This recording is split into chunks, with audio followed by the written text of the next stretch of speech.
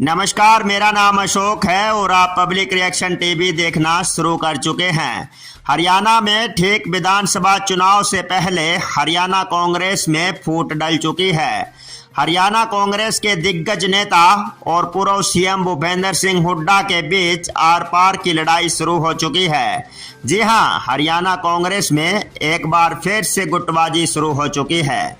वैसे तो यह गुटबाजी हरियाणा कांग्रेस के लिए कोई नई बात नहीं है।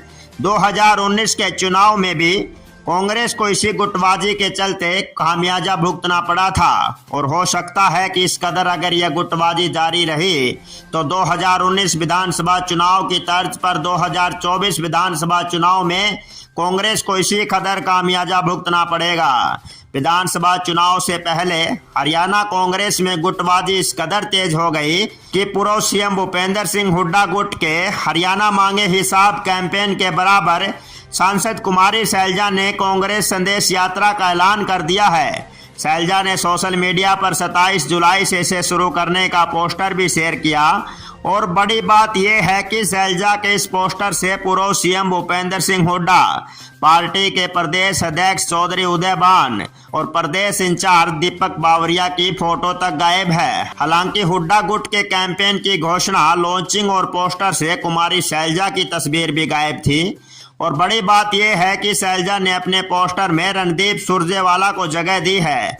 लेकिन सबसे चौंकाने वाली बात यह है कि इस फोटो में पूर्व केंद्रीय मंत्री बीरेंद्र सिंह की फोटो भी नजर आ रही है। बीरेंद्र सिंह कुछ दिन पहले ही हुड्डा गुट के साथ चंडीगढ़ में प्रेस कॉन्फ्रेंस करते नजर आए थे। बता दें कि हरियाणा की 10 में से 5 लोकसभा सीट जीतने के बाद राहुल गांधी ने यहां के 38 नेताओं से मीटिंग की थी, जिसमें राहुल ने साफ साफ कहा था कि गुटबाजी किसी भी हालात में सहन नहीं की जाएगी। सभी नेता यूनिटी बनाकर रखें, सार्वजनिक स्थानों खासकर मीडिया के सामने एक दूसरे के खिलाफ बयानबाजी न करें।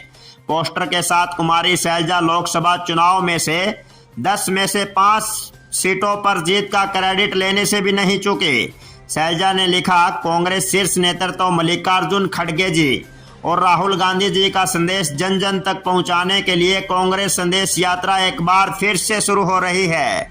लोकसभा चुनाव से पहले यहां यात्रा हुई थी, जिसमें अभूतपूर्व परिणाम लोकसभा चुनाव में देखने को मिले। 27 जुलाई को यह यात्रा अंबाला से फिर से शुरू होगी। वरिष्ठ कांग्रेस नेता चौधरी बीरेंद्र सिंह जी व कांग्रेस राज्यसभा सांसद रणदीप सुरजेवाला जी के साथ मिलकर हम इस यात्रा के माध्यम से बीजेपी की झूठी नीतियों से लोगों को जागरूक कर कांग्रेस शीर्ष नेतृत्व के संदेश को घर घर तक पहुंचाने का प्रयास करेंगे। इससे पहले पूर्व सीएम भूपेंद्र सिंह हुड्डा गुट के खिलाफ कांग्रेस में सैलजा, सुरजेवाला और किरण चौधरी का एसआरके गुट मजबूत था। हालांकि लोकसभा में किरण चौधरी की बेटी श्रुति चौधरी की भिवानी महेंद्रगढ़ से सीट काट दी गई, जिसके बाद किरण चौधरी ने बीजेपी ज्वाइन कर ली। हुड्डा गुट के खिलाफ खुद को मजबूत रखने के लिए सैलजा और सुरजेवाला ने पूर्व मंत्री बीरेंद्र सिंह को साथ जोड़ने का निर्णय कर लिया है। बीरेंद्र सिंह लोकसभा चुनाव से पहले बीजेपी छोड़कर कांग्रेस में आए। हालांकि कांग्रेस ने हिसार से उनके सीटिंग सांसद बेटे ब्रजेंद्र सिंह की टिकट काट दी। वहीं जब हुड्डा गुट ने चंडीगढ़ में हरियाणा मांगे हिसाब कैंपेन लॉन्च किया तो बीरेंद्र सिंह को मार्गदर्शक कह दिया। हालांकि बीरेंद्र ने खुद को एक्टिव पॉलिटिशियन बताया। हरियाणा कांग्रेस की यह लड़ाई संगठन की मजबूती से ज्यादा 3 महीने बाद विधानसभा चुनाव में सरकार बनने की सूरत में सीएम की कुर्सी की नजर आ रही है। लोकसभा चुनाव में कांग्रेस ने 10 में से 5 सीटें जीती, लेकिन इस रिजल्ट को विधानसभा वाइज देखें तो 90 में से 40 सीटों पर कांग्रेस को ज्यादा वोट मिले।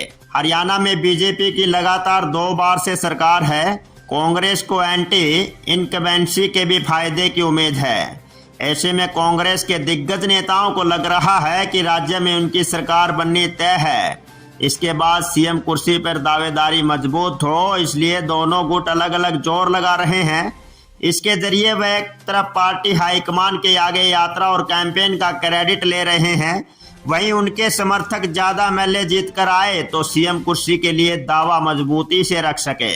हरियाणा कांग्रेस में यह गुटबाजी 2019 के विधानसभा चुनाव में भी खूब नजर आई थी, जिस वजह से भाजपा 40 सीट लेकर बहुमत से चूकी। लेकिन कांग्रेस को भी सिर्फ 31 सीटें मिली थी। वहीं पहला चुनाव लड़ने वाली दुष्यंत चौटाला की पार्टी जेजेपी 10 सीटें जीत गई थी। नतीजा, उन्होंने भाजपा सरकार को समर्थन देकर उनकी सरकार बना दी थी। इस गुटबाजी पर आपकी क्या राय है? क्या इस गुटबाजी के चलते हरियाणा में 2024 में कांग्रेस अपनी सरकार बना पाएगी? अपनी राय वीडियो के कमेंट सेक्शन में जरूर रखें। धन्यवाद।